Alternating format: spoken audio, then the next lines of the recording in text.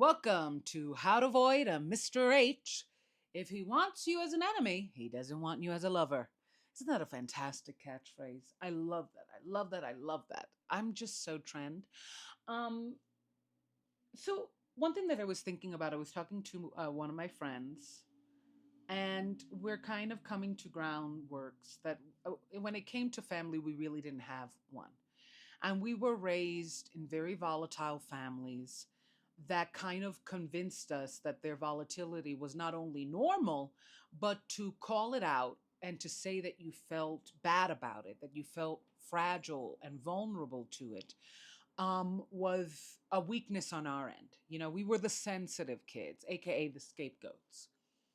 And it's weird to look back on your life and see that a lot of your failures do come from your childhood. I've said it before and I'll say it again. Sometimes I feel adulthood is one giant response to my childhood, one overlong response to my childhood. And your childhood is your developmental years. And I was a child that, unless I excelled at something, I was deemed pretty ishy on everything. Like I was dumb, but when it came to adult issues, I had to be smart. I had to know that the adults wanted compassion. I had to understand that adults make mistakes, but I couldn't. And one of the things that I realized in perspective, especially with how combative my family could be, was that if they want to make you their enemy, they don't love you. And that has been really, really tricky for me to accept because I not only was I raised to believe that even if they cause you immeasurable pain, like my dad, they love you.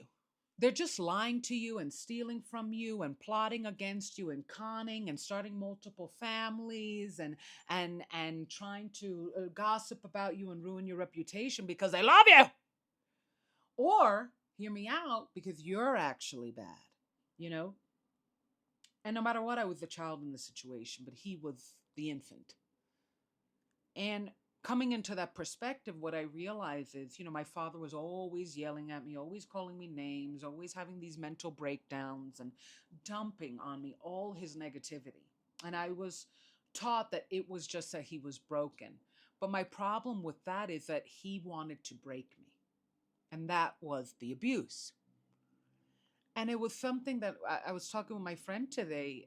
I realized in terms of all my family, and being the black sheep and the scapegoat. This energy of, if they want to make me their villain, if they consistently, my family, if I got yelled at, I was told I was yelling. If I got called names, suddenly it was me that said the names. And it was very, very difficult to maneuver. I almost had to wait for my mother to realize that she was surrounded by enemies till, because children are very receptive, very intuitive. And when you grow up in abusive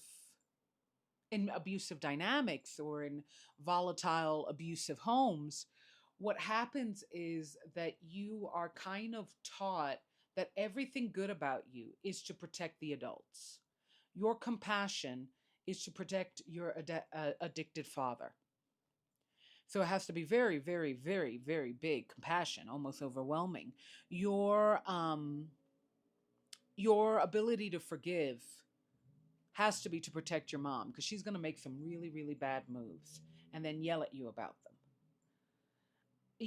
I didn't realize until now, until this almost, and it's something that I mentioned in a prior episode. I'm trying to forgive me for not following my intuition, for not picking up the cues, because it's really tragic to realize you were never loved. And at the very least, you were never loved well. You were never loved healthily. My family would show up in crisis, but the problem is they wanted you in crisis. They worked, it was like running PR campaigns, okay? Blake Lively and Justin Baldoni had nothing on this family. We were we were doing coverage. We were manipulating texts. I don't even know. We were doing it all, baby. They have nothing on us. We'll turn any public against each other. But it is this thing of,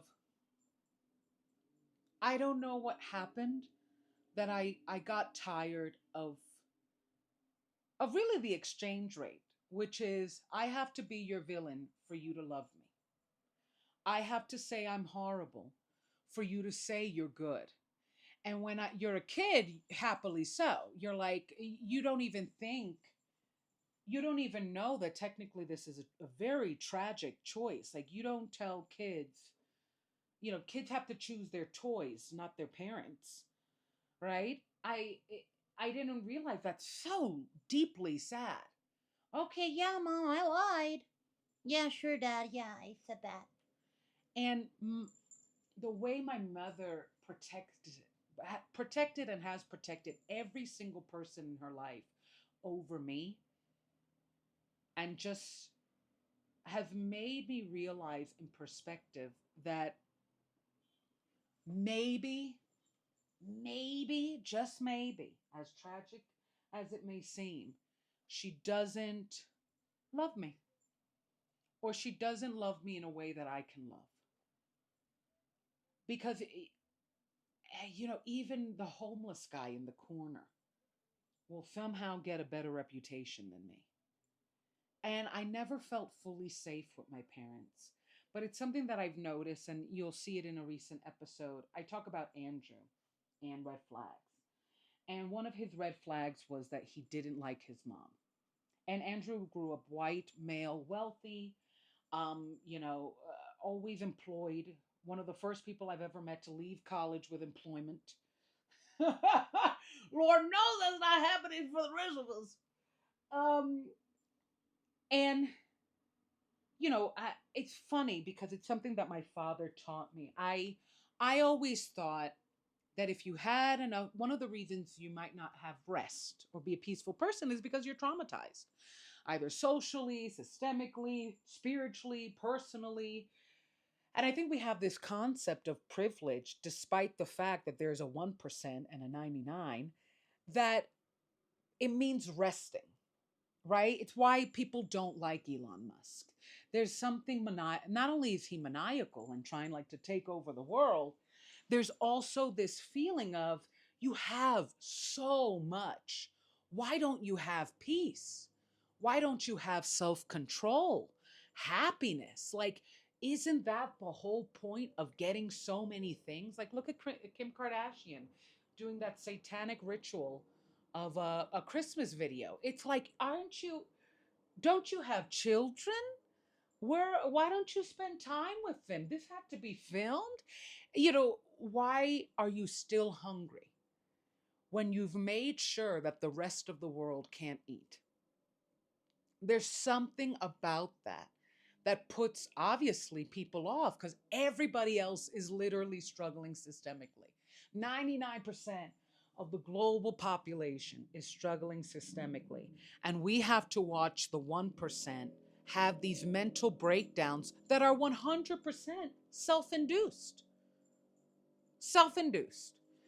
And it's kind of ruptured the concept of privilege being peaceful. Because it is. I mean, you have access to education, access to health, access to money, access. Just like you want it, you get it. Or you at least you have the network to.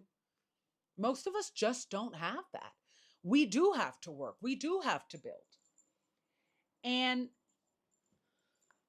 I think what my father taught me was that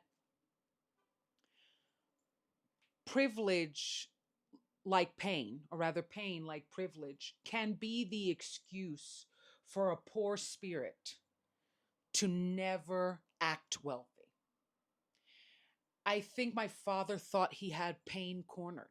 Like, nobody knew pain quite like him. He was the epitome of pain. What he didn't realize is that he was the epitome of pain. Like, he was a painful human being. He caused pain, and he was caused pain. But the problem is he caused it. And I think, like with Andrew, and I to bring it back to the example, I just thought if you have it all, and you always did have it all, you would be more accepting of all. I didn't see his judgmentalness or his prejudice as what it was, which was prejudice and judgmental. I just saw it as, huh, that's weird. Like, I think people really look at Elon Musk and they're like, he's weird. And I'm like, no, he's dangerous. This is a dangerous man. This is a man that wants to cause harm. This is a man who thinks that he has the right to cause harm because he has hired smart people to invent things under his name, which is why him and Donald Trump will always get along. But to bring it on back, you know, going along with the Andrew, my dad, the Elon Musk, and just really people in general, if they think they're smarter than you, they think you're dumb. If they think you're their villain, they think they're your victim. And I never really connected that. And it's one of the reasons I have always struggled with abandonment. I don't hurt people the way they've hurt me, but I do pick people that hurt me. And I pick them almost subconsciously because of that rule, which is if you want me to be your enemy, you don't want me to be your lover. You don't want me to be your friend. You don't want me to be your daughter. And to have that lesson permeate through my life since birth and be taught to me via my parents, I understand why I rejected it. I understand why it took me so long to learn it because the exchange, which I said is very tragic, very cruel, is that I either accept myself as the best horrible person, because I've shown up for my family. My father loved me coddling him and comforting him and hugging and kissing him because apparently he didn't get that a lot. He wasn't that type of person. But when I tried to give him accountability, that's when things ruptured. Like, do you actually deserve these hugs? You just bought yourself $20 million worth of Salvatore Ferragamo again. I need textbooks, sir. And I I'm trying to forgive myself for how long it took me to realize these lessons. I'm trying to understand why I rejected them because it meant I had no family. And it's something that I always felt. I always felt I raised myself by myself. I always felt orphan. Always, always, always. And it was very difficult because both my parents were very much about public image. And I was a very cuddly kid. You could hit me and I'll still hold your hand with the very, which literally happened actually. Like I will hold the same hand you slapped me with. And I